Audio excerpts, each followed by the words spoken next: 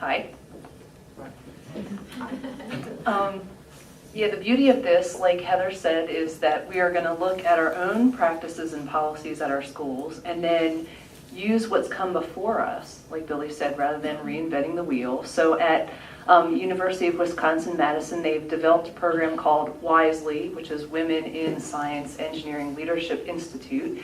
And they've actually come up with some very nice workshops as well as a wealth of information on looking at gender bias. And they're really trying to investigate with recruitment, is there a reason, if there is a leakage in the pipeline, is it due to a gender bias during hiring? So they have come up with these workshops that they actually educate faculty members, chairs, deans, when they're actually undergoing the recruitment process. You know, is there something that's occurring during the recruitment process that, you know, either women pick up on and they are resisting going into that higher education system, or is it just they're being overlooked and preferred for someone else? So we're going to try and develop workshops of our own. Again, like Billy mentioned, STEEL, they're going to assist us with the program, and then we'll try and tailor it to, like, you know, what Heather finds that would help our institutions regionally across Central PA. And then we can share that information, you know, has it impacted us? Like when Heather goes back and looks at that iterative process, and then we can share that, you know, does it make a big impact on our teaching institutions? Again, because, you know, being at smaller institutions compared to the University of Wisconsin-Madison will be a nice contrast. So that's what our recruitment workshop and process will be. And then Billy's going to talk about the rest. Yeah, one other word about the recruitment workshops.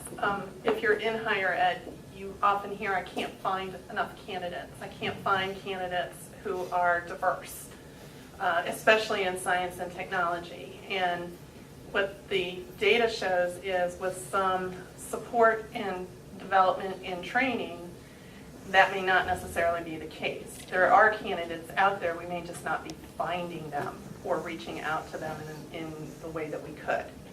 So that's the other piece of the recruitment. The retention piece is really, our goal is to build a mentoring network of STEM faculty. I'll say female STEM faculty, but we don't want to limit it just to female STEM faculty over time. That's where we're going to start. And to create a peer, basically, network, as well as a mentor-mentee type of situation. We're going to start by creating a cross-institutional committee with members from our different institutions being sort of the champion advisors, creators of the mentoring program. And then in a year or two, we will kick off the mentoring program.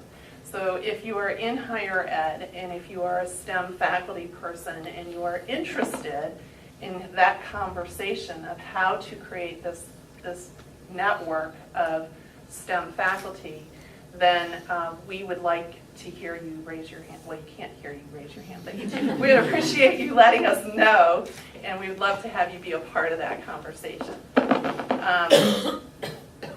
We're very excited about working with the University of Missouri, who also had an advanced program like Wisconsin. They were second generation advanced, I think, and we are fifth generation. So you can see how we're very thoughtfully trying to build on what's come before us and what is tried and true. The third component, so there's recruitment, retention, and then also development.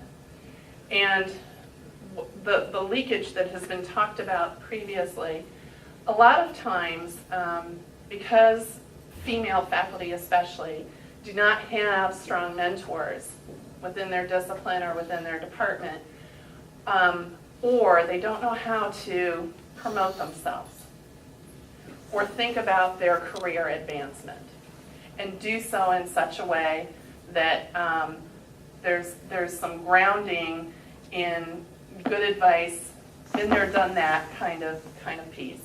So the last piece is a leadership development program.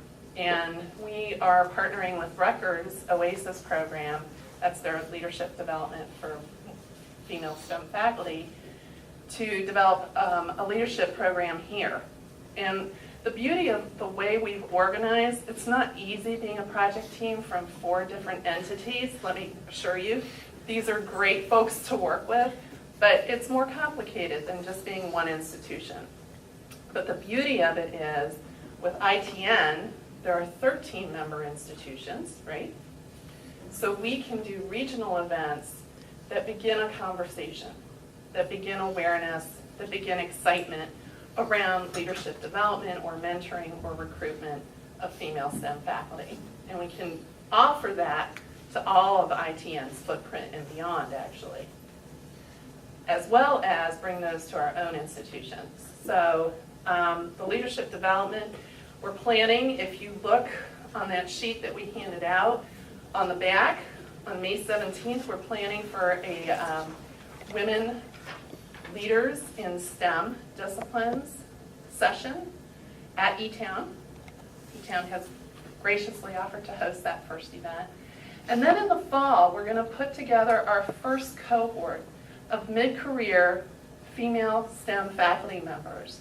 And they're going to go through almost a year-long program. Well, I'm sorry, that's wrong. A semester-long program. They'll come face-to-face and have sessions about things like work-life balance, promoting yourself, negotiation, how to say no. So things that are not discipline-specific, but things that are about their own professional development. And the beauty of this program is that in between, there are peer networking pieces that they are required to do, and they get one-to-one coaching with an experienced coach. So we're hoping between that trifecta of recruitment, the mentoring for retention, the leadership development program for professional development, that we can, again, with your good input over time and the research's good input over time and the reach of ITN, that we can create in central Pennsylvania a destination for female STEM faculty or more diverse STEM faculty. So that's our intent. And to do that, we are going to, I come from Harrisburg University of Science and Tech, so have to talk about tech, right? So to help us get there, we do have an external advisory group of people who have been in advanced programs. They're from all over the country. They're from all over the country. They've been all over the world. These are, if you know this space, these are the some of the rock stars. So we're very fortunate to attracted that kind of interest and attention and support. But to the technology piece, we would not be an advanced program in 2012 if we didn't take advantage of technology to help us do some of what we want to do. So Alice, do you want to talk about that a little bit? So the third goal we have for our project is to have a way to not only disseminate the information and the research that we gather about our project and give you information about us and the program, but we really want to be able to use a web presence as a portal to enhancing mentoring or starting a mentoring conversation. So our website, which is www.stemuppa. That's due. Oh, stemuppa.org actually just went live a couple of days ago, and right now it's just presentational information about us, but we would like to add a piece soon that we already know works. We already know there's plenty of research out there that says mentoring helps stop the leakage, it helps support women in their progress through higher education, and we know that it can be a strong mentoring program can be a draw to a female STEM faculty member looking at her first position or a mid-career change position. It can be one of those recruitment draws if you know that you're going to be supported in your environment. And so we want to get started with that sooner rather than later, and it's going to be become active as we start going into these workshops. So one of the things we'd like to do on our website is to have a way to do some kind of social networking. And we know we're not going to compete with LinkedIn, we're not going to compete with Facebook.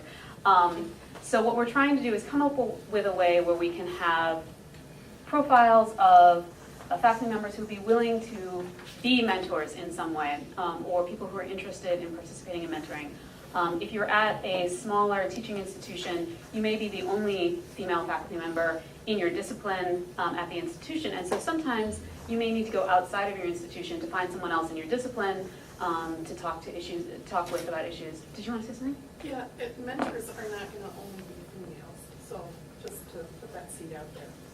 Yes, that's true. Anyone who's interested in mentoring would be great. And so we're interested in, we know that sometimes it's important to reach outside of your institution just to find an appropriate mentor. And sometimes it's really important to be able to talk to someone who doesn't have any ties to your institution.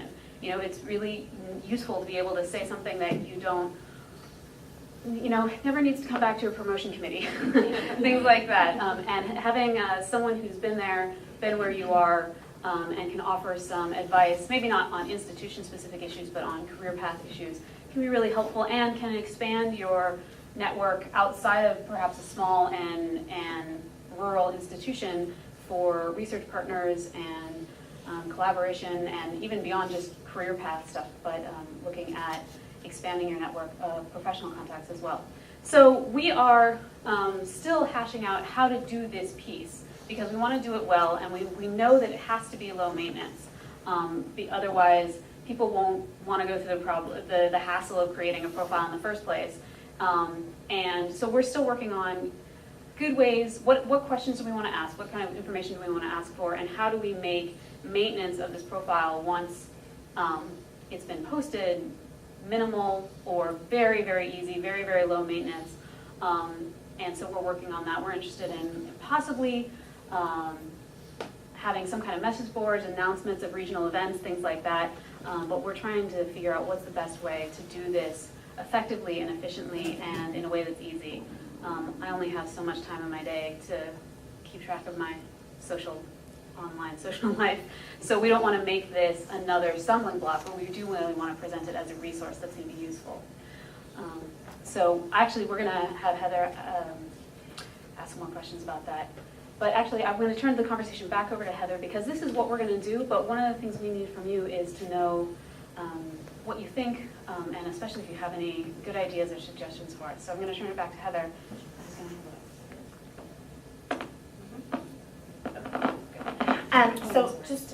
So we have here, we're starting a membership list. If you want information about our project, if you're at all interested in this, or if you have colleagues that might be interested in this, please share this. Feel free to do that. And here we have STEM Up PA with EM. And so this is our website. Please take a look.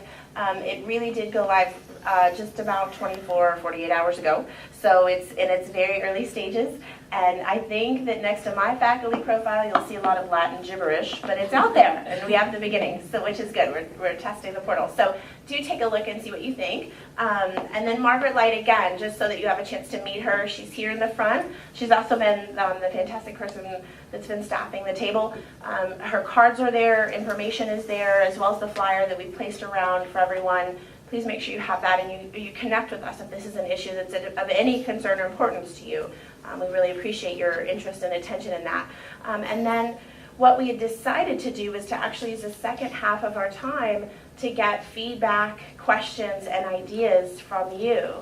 We are fortunately very early on in the stages of developing our project. We're gung-ho working. It feels like we've been doing it for quite some time, but it's only been since September, and so we do have the chance now, as we're working on both the policy analysis as well as developing mentoring programs and the website to elicit some information that can actually help us, sort of direct where we're headed.